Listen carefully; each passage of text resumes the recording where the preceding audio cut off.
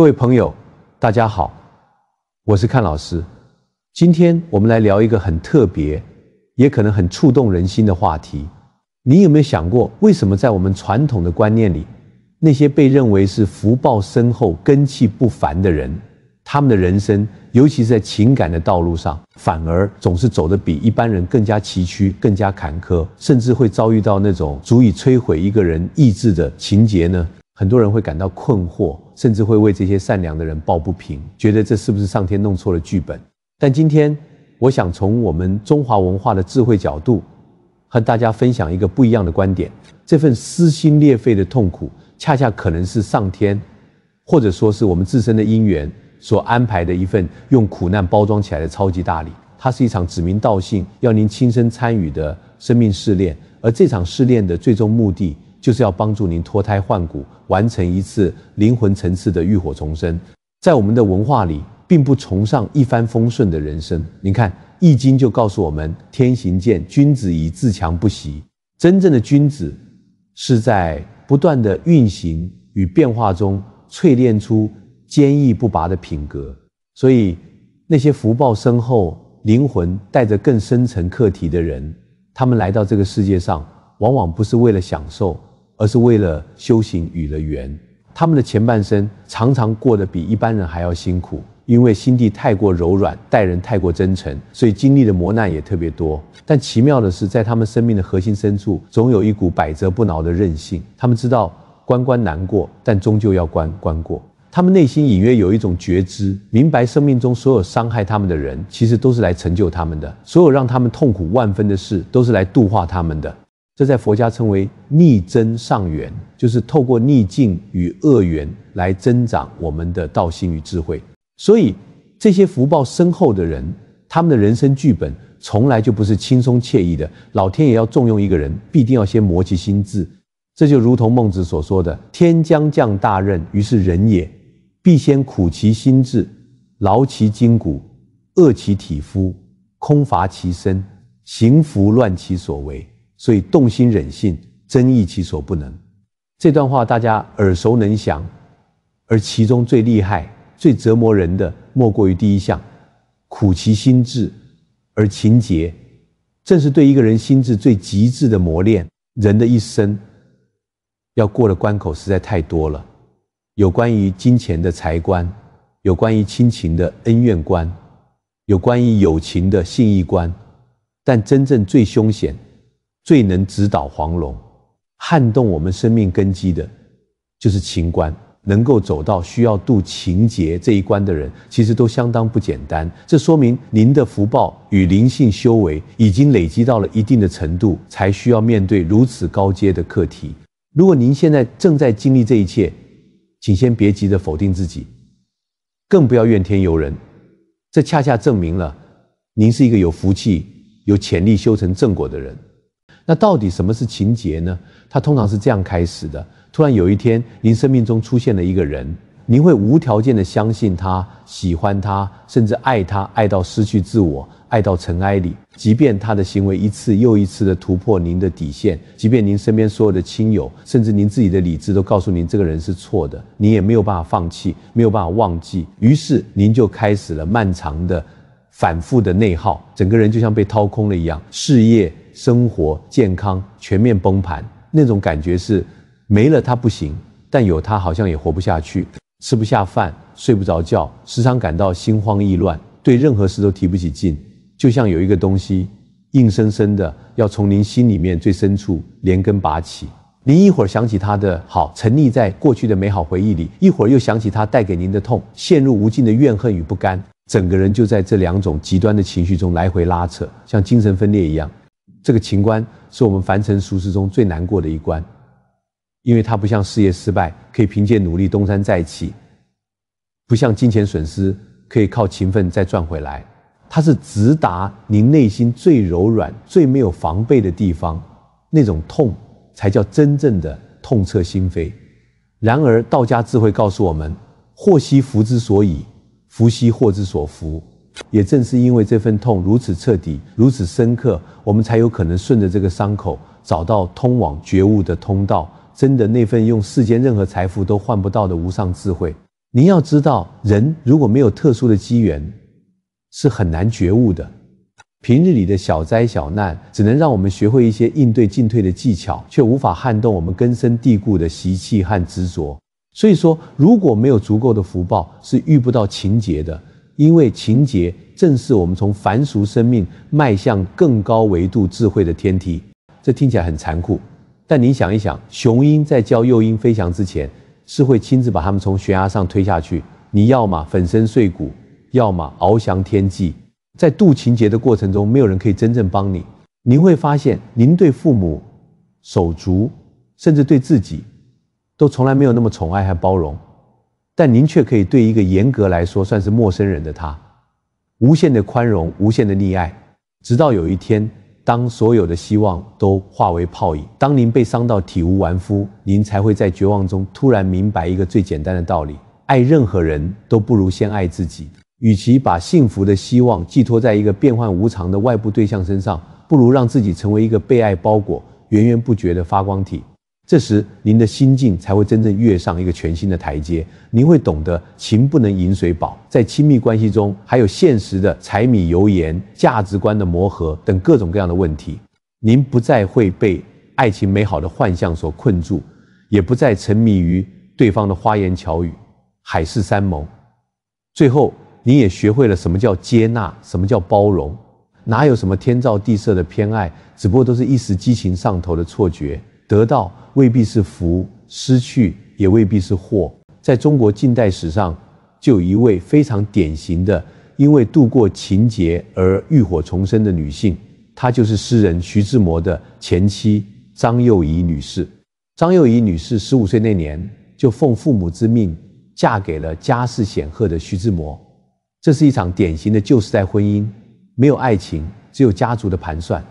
徐志摩是个接受西方新思想的才子，他打从心底里瞧不起这位被他称为乡下土包子的太太，对他极尽疏离与嘲讽。婚后不久，徐志摩就只身一人跑到英国去追求他心目中的灵魂伴侣林徽因。后来，张幼仪担心丈夫一个人在异国他乡生活不易，主动远渡重洋去英国照顾他。但这份苦心换来的却是更深的绝情。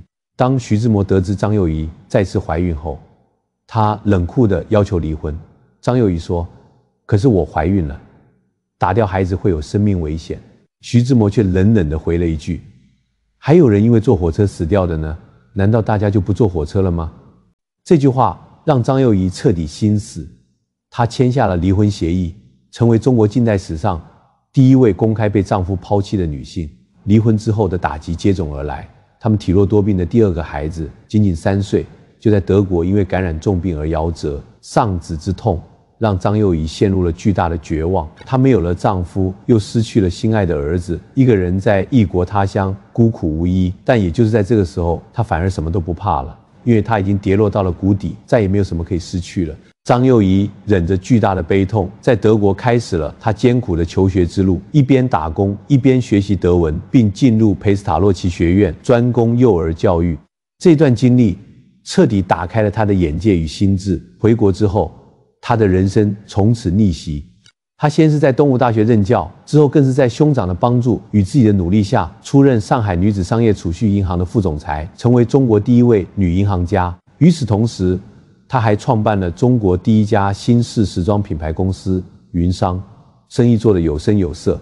更令人敬佩的是，在徐志摩飞机失事过世后，她不仅协助处理后事，还一肩扛起了奉养徐志摩双亲的责任，并将自己的独子与徐志摩和陆小曼的孩子视如己出，给予了最好的教育。她用善良化解了伤害，用不折不挠对抗了命运的不公，展现了儒家文化中自强不息与厚德载物的最高境界。晚年的张幼仪享受着儿孙绕膝的天伦之乐，幸福地活到了88岁。她没有林徽因的才情，没有陆小曼的风情，却在自己悲凉的人生景色上完成了一场向死而生的华丽转身，成为后世无数女性仰望的典范。她自己后来曾说，她要感谢徐志摩当年的背叛与离开，因为一段坏的婚姻有时候反而是一所最好的学校。这句话正是情劫即是福报的最佳注解。人生从来都只能靠自己成全。弘一大师曾说：“情结乃是福报，遇见是有债要还，离开是因为还清了。”这段话充满了佛法的智慧。生活中的每一次相遇与离别，都是一场命运的交错。每一个让您经历情结的人，其实就是今生来度您的人，是来帮助您了结一段宿世因缘的菩萨。您不必过于纠结失去，因为失去只是为了让您更好的遇见那个真正圆满澄澈的自己。凡是顺利度过情劫的人，都会得到上天赐予的3大恩典，这也是他们自我救赎与涅槃重生的证明。第一个恩典是学会了接纳无常。这场情劫会强迫您去接纳过去最不想、最不愿意接纳的东西，比如人性的自私、感情的无常、命运的捉弄。这种被迫的接纳，最终会让您明白佛家所说的诸行无常是世间的真相。您的心会因此变得更加淡然与平和，您会懂得一切都是因缘而起，缘尽而灭。生活给您的所有劫难，都是您灵魂剧本里必须亲身经历的功课，逃也逃不掉。第二个恩典是看透了人情人性，情结让您有机会深刻地看清一个人，看透人心，看清人品。这不仅仅是看清对方，更是看清自己内心的执念、欲望与脆弱。从此以后，您会真正开始读懂人心，但不是变得愤世嫉俗，而是生出了一种深刻的慈悲，内心会更加淡然平和，明白人生就是一场随遇而安的旅程，一切都是上天最好的安排。第三个恩典，也是最重要的一个恩典，是回归了真实自信，也就是学会了真正的爱自己。情节会让您开始深刻的自察自省，为什么我付出了真心却得到了伤害？为什么我掏心掏肺却受到了欺骗？您会发现问题的根源往往在于您一直在外求，将自我价值建立在别人的认可之上。当您经历了排斥、适应，到最后的放下这3个阶段后，您会明白，真正的爱与安全感只能向内寻找。这个过程会帮助您变得更加强大，成为一个真正懂得爱自己的内心富足的人。我相信看我们这个影片的朋友，很多都有着丰富的人生阅历。如果你也曾经走过这样一段艰辛的路，并且现在已经海阔天空，不妨在留言区打上“情关已过”这4个字，给正在经历这一切的朋友们一点光和力量。也请您为这份智慧与勇气，帮我们的影片按个赞。当然，很多人经历了情劫以后，会变得越来越糟糕，越来越消沉。那是因为他没有从中领悟到需要学习的功课，反而吸取了全部的负面能量。他会把自己的付出和爱无限放大，然后把自己牢牢地锁在一个受害者的角色里，无法摆脱。其实很多痛苦就是老天给您的一种考验，只要经历过了，您的内心会变得无比强大。正所谓心不死则道不生，过了情关的人，往后的人生一定会越来越顺，因为他们清醒地知道，凡是自己想控制的，最后都控制了自己。当您连那个曾经最爱的人都可以放下时，那个真正爱您的人才会出现在您的生命里。人一旦过了情关，和从前最大的不同就是，别人觉得错过了是遗憾，而您觉得错过了也许是躲过了一劫。那么在修行的路上，我们到底该怎么过情关呢？其实古圣先贤的智慧经典里面早就给了我们答案。破情关不是说你努力忘记它，或者嘴上说放下它就算过了，因为只要根源问题没解决，您仍然会在同样的模式里循环，下一次还是会碰到相似的人，遭遇相似的问题。真正能够破解一切情关的只有2个字：大爱。我们在情节里所纠结的爱情，全是小情小爱，它充满了占有欲、期待和得失心，本质上是一种有条件的自私的爱。而什么是大爱呢？大爱就是儒家所讲的仁爱，是佛家所讲的慈悲。唯有将我们的心念从自私的小爱升级到无私的大爱与慈悲之心，任何的情关就再也不能伤害您分毫了。如果说您不知道什么叫大爱，您可以想想，您是怎么对待您心爱的孩子或是家里的宠物的，那是一种无条件的爱。您对他的付出是根本不求回报的。当您付出爱、付出一切的时候，您自己就得到了满足，因为您只希望他好。这就是一种大爱的雏形。当您能够由内而外地感到富足，您根本无需外求。您求什么，什么就控制了您。您越是向外渴求伴侣的爱与关注，您就离您自己越远。这就是为什么我们的人心会蒙上一层又一层的灰尘。这个世界的真相就是无常，所有的一切都在变化。您去执着，去强求一个永恒不变的爱，最终得到的必然是失望与痛苦。当您能够用一颗大爱之心去看待万事万物，您会发现，无论是佛家的如如不动，还是道家的无为而为，其实背后都在讲同一件事，那就是外界的干扰来了，您的心不会再因为外物而轻易波动，您的起心动念全部由您自己把控，这也叫做境由心转。现在很流行一个词叫松弛感，其实破不了情关的人，根本原因就是没有松弛感。别人一句话，您就会胡思乱想；别人发个朋友圈，您也会对号入座；别人半天没回您讯息，您更是心乱如麻。这就是典型的心由境转。没有松弛感的人，本质上是控制不了自己的起心动念。往大了讲，是过去种下的因，导致了今天的果；往小了讲，就是您的期望太高了。事实本来就是无常的，但您却给自己、给别人下了各种各样的定义和期待。一旦结果不符合您的期待，痛苦就是必然的。一旦您有了期望，有了执着，您就开始自己给自己编故事，然后和自己编出来的故事进行纠缠，最后被自己的故事给困住了，还感觉是受到了别人的伤害。其实痛苦从来不是别人带给您的，而是您自己带给自己的。要想学会真正的松弛感，就要学会对任何事情不抱有期待，做好自己该做的事情。正所谓在因上努力，在果上随缘。当您真正的没有了期待，那么情绪就不是您的，感受也不是您的，念头也不是您的，您只是觉察到他们的来来去去，而不被他们带走。当您能察觉到这一点，痛苦就开始瓦解。您放过了那些念头，本质上就是放过了您自己，那么情关自然而然就过了。人生在真正迎来大运之前，是必须要过情关的。特别是在这个特殊的时刻，我们已经进入了九子离火运的周期。这是一个能量转换剧烈、重视心灵与文化发展的时代。福报越大的人，越容易要经历情关的考验，因为这是一个人生最重要的毕业考试。到底什么算是过了情关呢？其实就是4个字：放下我执。佛家有一句话叫一念放下，万般自在。